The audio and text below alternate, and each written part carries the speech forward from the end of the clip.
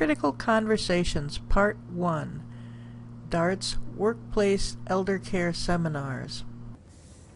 Thank you very much for coming today. I am excited to have this conversation with you as caregivers. I think today's discussion of critical conversations can set the tone for a lot of our work as caregivers. And so I appreciate you coming today and giving up an hour of your time to talk about an issue that maybe your family is ready for now, and maybe it's just something you're planning for the future. But let's have a conversation and see if we can't find ways to make this easier. Everyone agrees that the day's going to come when we're going to have that conversation with mom and dad about fill in the blank.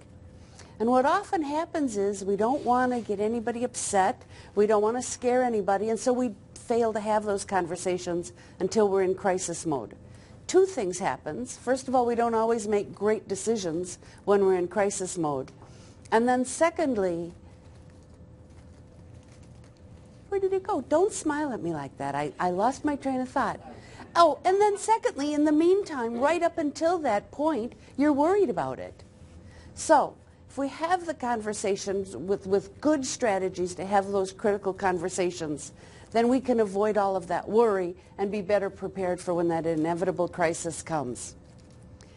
For those of you who think that this is called critical conversations because I'm going to teach you a really good way to be critical of your loved ones, that's not exactly it. We're going to talk about those conversations that are a matter of safety and urgency for your family members.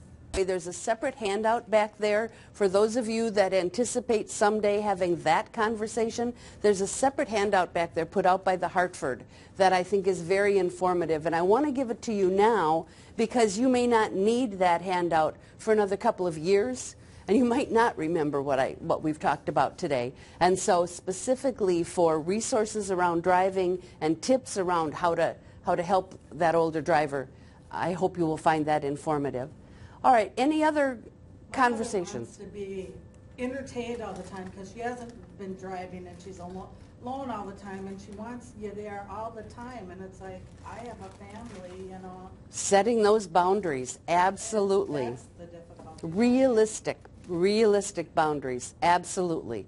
All right, so we've got some good starts. Let me put up for you some of the others. Some of these we've talked about, end-of-life issues, dementia and confusion. What happens if you're worried that mom or dad isn't thinking clearly? And then how do you have that conversation, and how do you know when it's too late to have that conversation? And that's about the worst feeling ever. What about their health, depression, their expectations, as you were talking about? They're just being basic getting along with their daily activities. And then finally, independence versus dependence. And I'd just like to say for all of you who will someday face your own aging issues, you have never been independent a day in your life. And if you could just realize that you've never been able to fix your own furnace, fix your own car. You've relied on people for emotional support and for productivity support all your life. And so if we could just kind of get over this idea that we are independent, then when the day comes when we all need to say, can you help me please? It will maybe be a little bit easier. Sorry for that sidebar. All right, so these are all, now we know the kinds of conversations that are critical conversations. Let's get started. Wouldn't it be lovely if we could just sit down and talk? And by that I mean I could have a conversation with you about my concerns, and you could tell me about your concerns, and together we could move forward and solve the problem. Wouldn't that be lovely? What I learned, though, about communication is that communication has very little to do with what I say, and it has absolutely everything to do with what you hear. And so we need to frame our conversations in ways that are not about what's the information I want to convey, but how do I be sure you're hearing what I'm saying? So let's go about talking about some of those barriers. These are the barriers that we hear most often coming from family caregivers. First of all, My family never talks about that kind of thing. What if they get upset? What if somebody gets angry? What if I instruct them to make the wrong decision? In your column where I asked you to write down the your fears, your barriers to having those conversations, did you come up with others that aren't reflected up here? Saying the words make it real. Oh, that one should be on there. She said, saying those words makes it real. Very good. Anyone else? Yeah. What if I can't provide what they're wanting? Oh, excellent. So what if they expect something and expect it from me, and I can't provide it for them? These are great questions that we'll get to as we walk through the next section.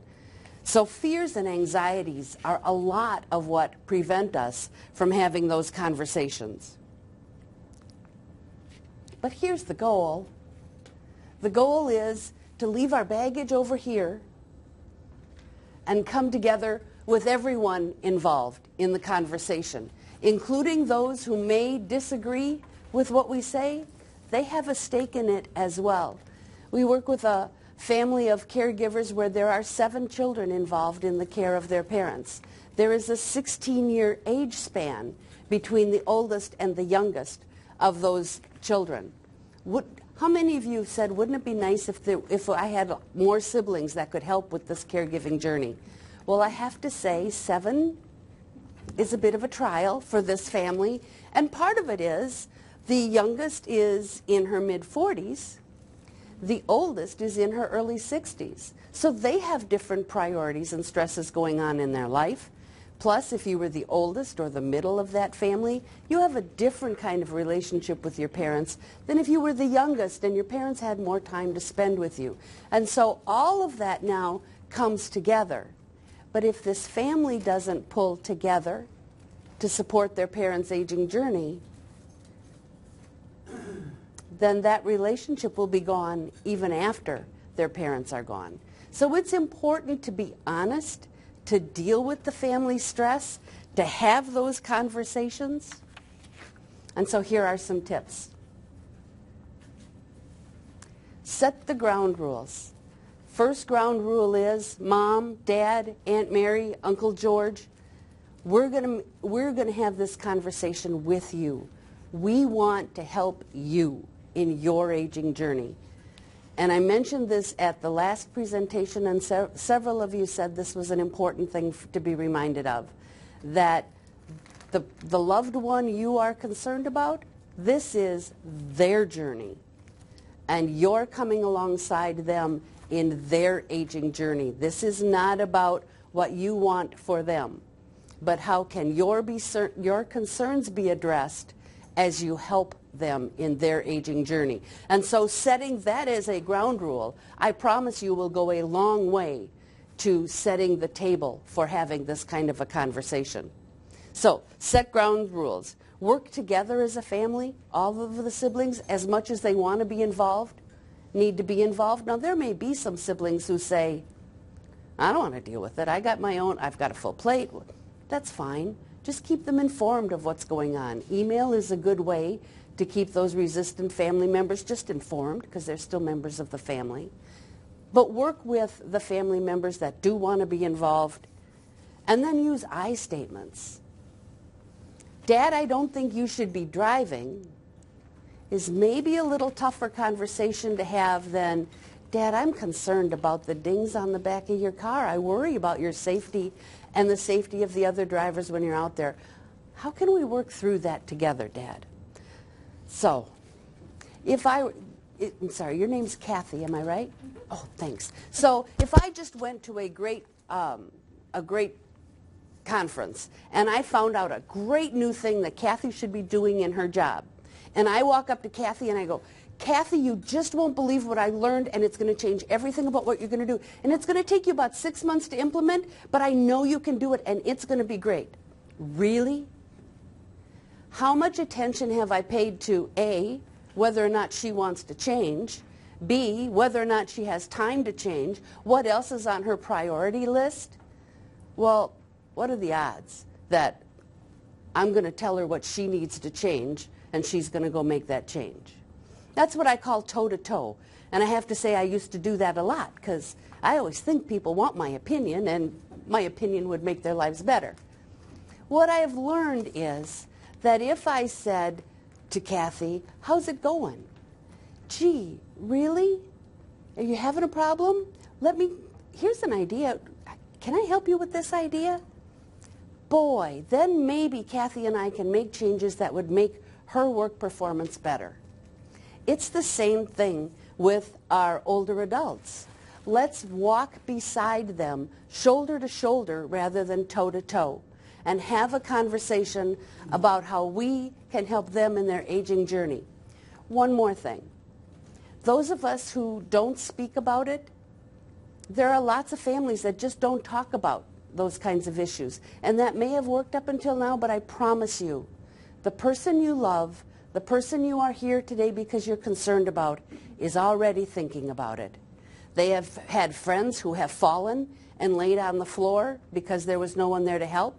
They have had friends who have moved into assisted living and they've been concerned about them. They have friends in nursing. They are already thinking about it. They have friends who have lost their ability to drive. They're thinking about it. You're thinking about it. Now's the opportunity to sit shoulder to shoulder and have a conversation about how can we make this happen. All right. So, tips for talking, for having this conversation. The first person the person we can most control in this conversation. Yes, sir. Do you do any training for the elders themselves? Like, I have 5 siblings, and recently, because of my mom's health, my dad basically convened us to tell us what we've done. And I think, he made it pretty explicit and clear, so did my mom. So I'm just curious, do you provide them that? The question was, do we provide this kind of training to elders about how to convene the family conversation? And in fact, we have. We are often asked by senior centers to come, or by church groups to come and talk to their retirees. And this, believe it or not, even though this is what we call a caregiver presentation, is one of the most requested. And so everything up here looks the same, except a couple of the slides have an older focus to them. And we have this same conversation about how your caregivers, your family members are thinking about this. They're hesitant to broach the subject. This is another gift you can give your family by having this conversation. And then we talk about and set this expectation that you're there to learn about what they're concerned about. You're going to tell them what you're concerned about and then move forward for what we at DARTS referred to as a bold and fearless aging journey. That's our vision for what aging should be for the older adults and for their caregivers. So thank you for that question. And we do pretty much the same content as we have here.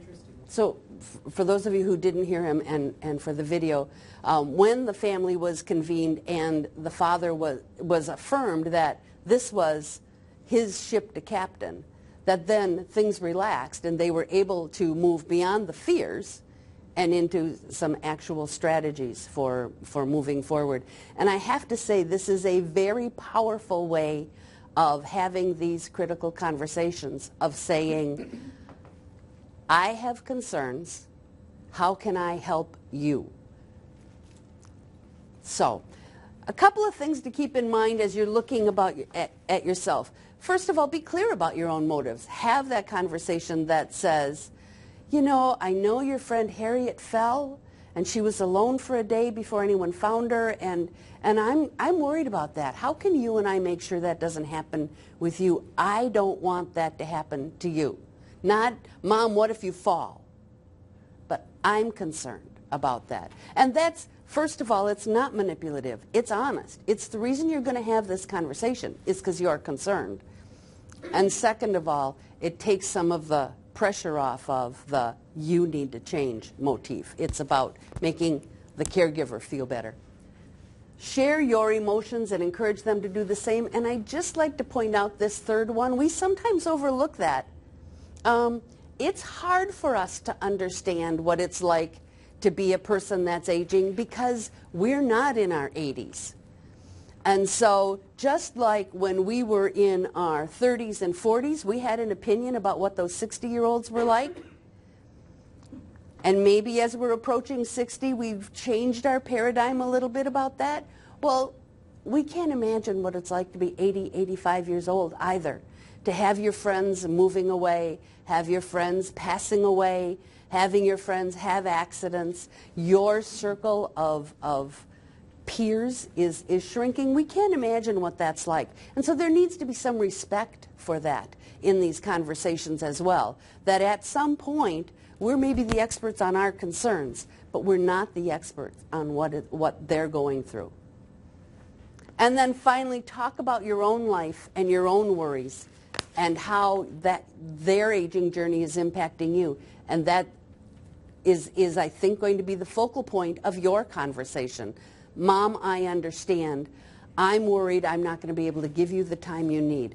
Mom, I'm worried I'm spending so much time doing chores for you and running errands for you that we're not having the time to sit and chat. Let's see if there's ways we can bring in help so that you and I can spend better quality time together. Well, she has people doing that other stuff. She wants me to come play games with her all the time and entertain her. She has people to do the other stuff, and that's my difficulty. So it needs to start with your concerns and your boundaries. And she's still your mom. She still cares about you. She still wants you to be happy just like she always has. You just need to gently let her know she's stretching your barriers, your boundaries. All right. So then let's take a look at the elder in our life. What is their paradigm? Am I right that it'll all work out is part of their paradigm? Am I right that they're thinking about it but they don't want to be a burden?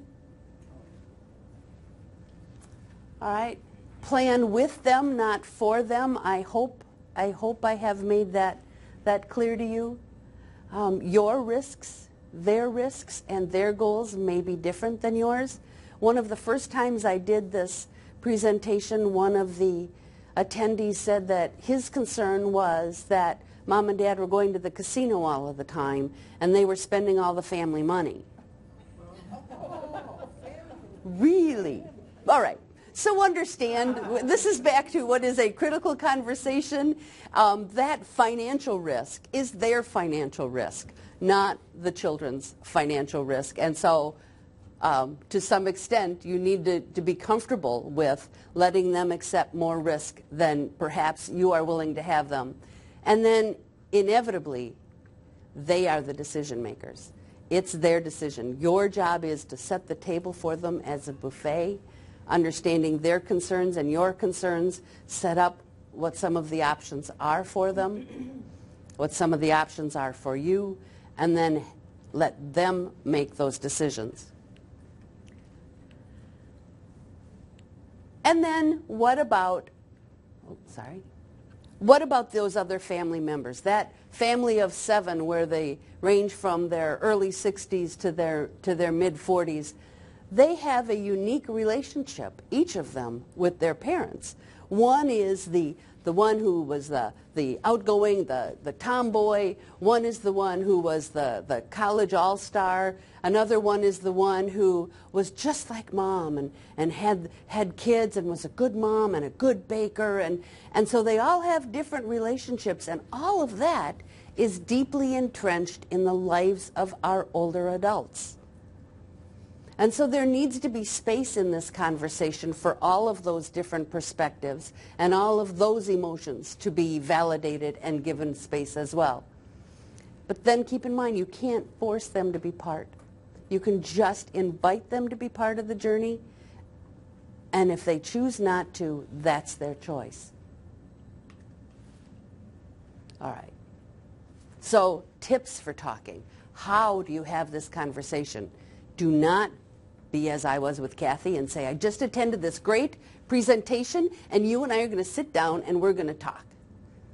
Look for natural openings. listen to what they're saying. If they're telling you about their friend Margaret who fell, if they're telling you that Jim's kids just came and took his car keys away, if they're telling you they just went to an educational presentation given at the local assisted living place, all of those are amazing opportunities to say, what if? Oh, you know, I was wondering about that. And if, for heaven's sakes, you push a hot button, back off. Okay? There'll be another natural opening for that conversation. But it's just setting the stage that we're in this together. It's not just about what you want to say. It's also about understanding their concerns and their fears. So learn to listen for what's going on. If you are going to see them over the holidays, that is a great time, even if you see them twice a week currently. As they go through the holidays and the added expectations and the added festivities of the holidays, they're going to begin talking about some things. Oh, I get so tired so easily. Don't talk about it until after the holidays, unless it's a critical condition. But it's just food. You're learning, and it can be part of what you add to the conversation when you have the conversation after the holidays. If, on the other hand, you only see them over the holidays, then clearly you need to find a way to set time to have a conversation during the holidays. But if you can avoid that and set that for a later time, it would be a much easier conversation to have. Be honest. Be honest about what your fears are. Be honest about what your capabilities are. And then plan for contingencies. If I can't do it, maybe Jim can do it. If I can't do it, maybe your faith group can do it. Plan for contingencies. And by the way, in your handout, at the back of your handout, there is,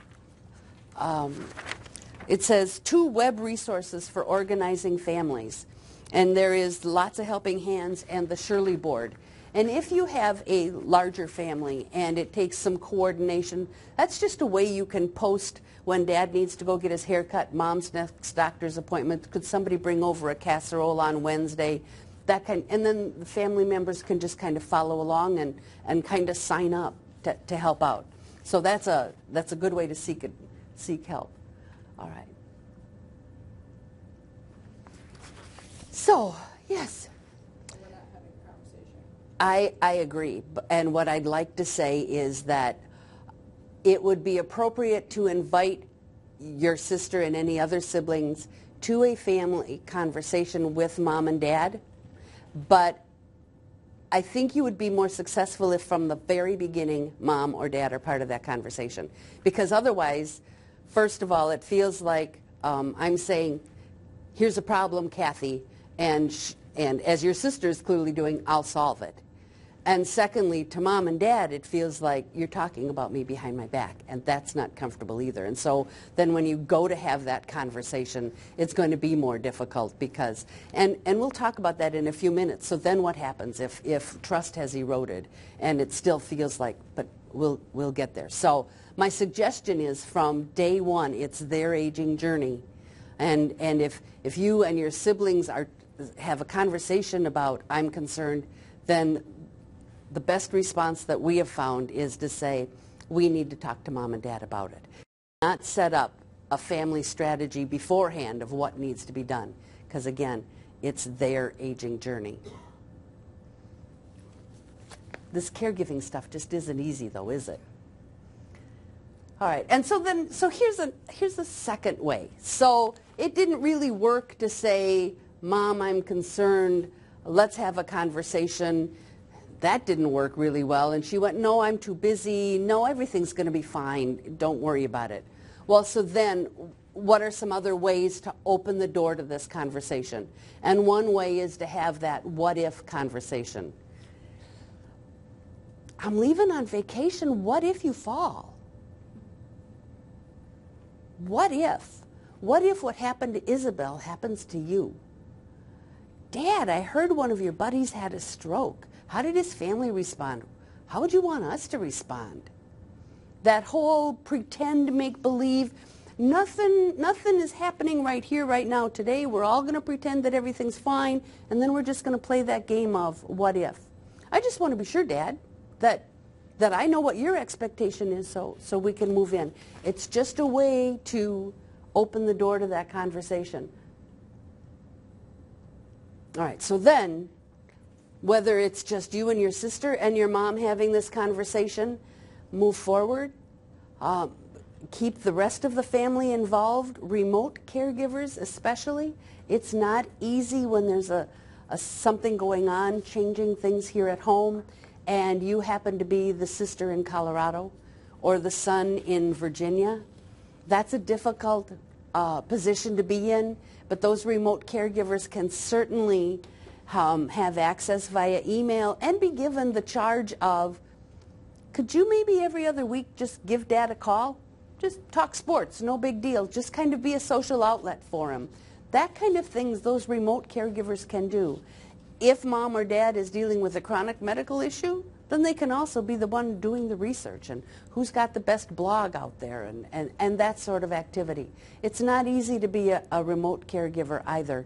I know that from my days living in Waukesha, Wisconsin, and my family was here, and those were some tough years as well. So find ways to keep them knit into the fabric of the new plan, and then keep them informed as to what's happening.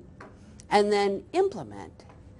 If Dad says, you know what, I'm going to take a look at my driving over the next 6 months, and I'm going to maybe start not going on the freeways and taking the back roads instead, then let's just follow through with Dad. A week later, how's that going, Dad? If you find you need to go somewhere and you have to go on a highway, do we have a strategy for how you might get to that longer distance, whether it's through public transportation or through a church-based group that might be willing to get him someplace in the evening?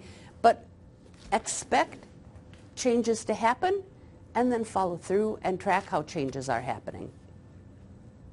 All right, so what if it doesn't work out? First of all, don't force the subject. There was a reason the subject came up. There's a reason it'll come up again. If it's a matter of safety, if they are in imminent physical danger, we'll talk about that in just a minute. But if it's an issue that can wait a couple of weeks, let things simmer down, apologize for whatever might have gone wrong and how that wasn't what you intended, and back off. Coming back to that conversation, again saying, I screwed it up. I was just worried about you. I didn't handle it well. You let me know. You let me know how we can have this conversation and do it better. And you're going to get, I just want to do it my way. That's great, Mom. I just want to understand what your way is. All right? So there may be, especially if in the past the children have been talking about what Mom and Dad ought to do, and Mom and Dad are aware of that, there might be some lack of trust that this new conversation is just a way for you to manipulate me one more time. And so you may have to back off and come at it again. But keep in mind that while you've got time before there's a crisis is your opportunity to come back at it and try it again.